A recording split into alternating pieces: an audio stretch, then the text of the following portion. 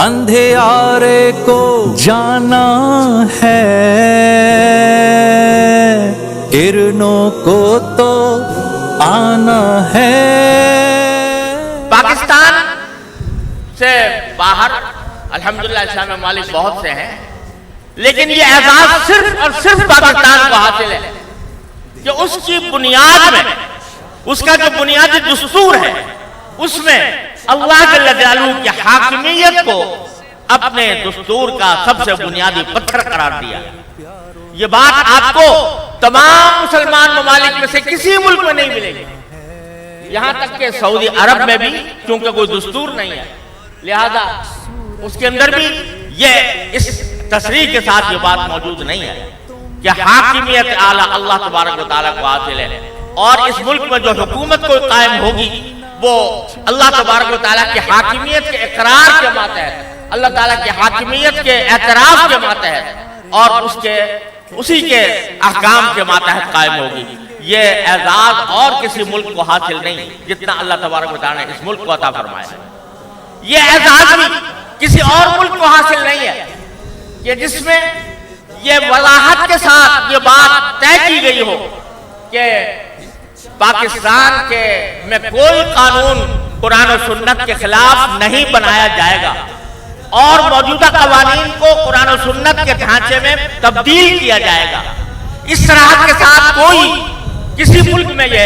دفعہ موجود نہیں ہے، اور صرف اتنا ہی نہیں بلکہ اس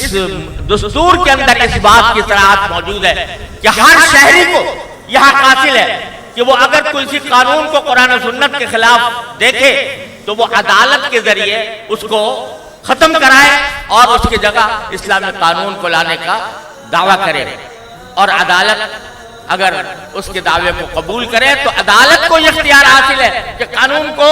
فسخ کر دے اور منسوخ کر کے اس کی جگہ اسلامی قانون کو نافذ کرنے کا حکم جاری کرے۔ افسوس ہے کہ اس عظیم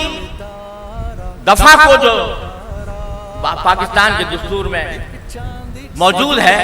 حکومت اور عوام، اور میں کہوں گا کہ افسوس ہے کہ دینی حلقوں کی بے حسی کی وجہ سے یہ دفعہ معطل پڑی ہوئی ہے اور اس سے صحیح فائدہ نہیں اٹھایا جا سکا،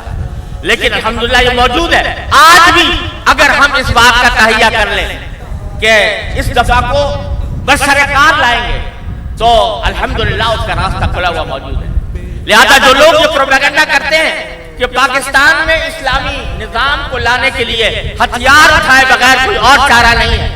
یہ پروپیگنڈا بالکل غلط ہے اور جھوٹا ہے، اور پرامن طریقے پر اسلام کے قوانین کو نافذ کرنے کا الحمدللہ راستہ موجود ہے۔ شرط یہ ہے کہ وہ اپنی بے حسی ختم کریں اور شعور پیدا کریں، اور شعور پیدا کر کے اس دفعہ کو بروئے کار لانے کا اہتمام کریں۔ میں 17 سال اس وفاقی شرعی عدالت اور سپریم کورٹ کی شریعت اپیلیٹ بینچ میں کام کرتا رہا ہوں، اور اس میں الحمدللہ ہم نے 200 سے زیادہ قوانین عدالت کے ذریعے اسلامی سانچے میں ڈھالنے کا حکم جاری کیا اور وہ قوانین بدلے گئے، لیکن افسوس ہے کہ ہمارے دینی حلقوں کی طرف سے اس دفعہ سے فائدہ اٹھانے کے لیے کوئی درخواست دائر نہیں ہوئی۔ میں نے ہاتھ جوڑے، میں نے منتیں کی